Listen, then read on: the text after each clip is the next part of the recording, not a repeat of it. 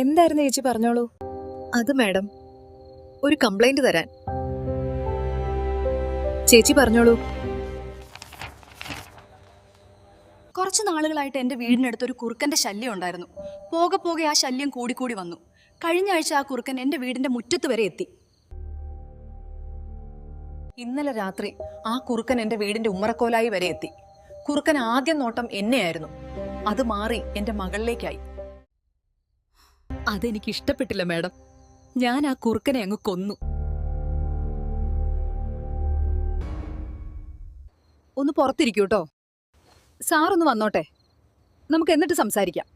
ഇല്ല മാഡം, എനിക്ക് പോയിട്ട് കുറച്ച് തിരക്കുണ്ട്. അത് മാത്രമല്ല, നിങ്ങളുടെ CI സാർ ഇനി വരുമെന്ന് എനിക്ക് തോന്നുന്നില്ല. കുറച്ച് നാളുകളായിട്ട് എന്റെ വീടിനടുത്ത് ഒരു കുറുക്കന്റെ ശല്യം ഉണ്ടായിരുന്നു. പോകെ പോകെ ആ ശല്യം കൂടിക്കൂടി വന്നു. കഴിഞ്ഞ ആഴ്ച ആ കുറുക്കൻ എന്റെ വീടിന്റെ മുറ്റത്ത് വരെ എത്തി. ഇന്നലെ രാത്രി ആ കുറുക്കൻ എന്റെ വീടിന്റെ ഉമ്മറക്കോലായി വരെ എത്തി. കുറുക്കൻ ആദ്യം നോട്ടം എന്നെയായിരുന്നു.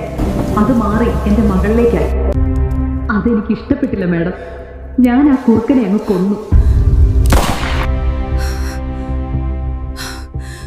C2 P3 reporting. മാഡം, നമ്മുടെ CI സാറ്റ് ഡെഡ് ബോഡി ഇവിടെ കനാലിൽ, പക്ഷെ തലയില്ല. ഈ ചെയ്തത് വേറെ ആരെങ്കിലും കണ്ടോ? ഇല്ല മാഡം, വേറെ ആരും അറിഞ്ഞിട്ടില്ല.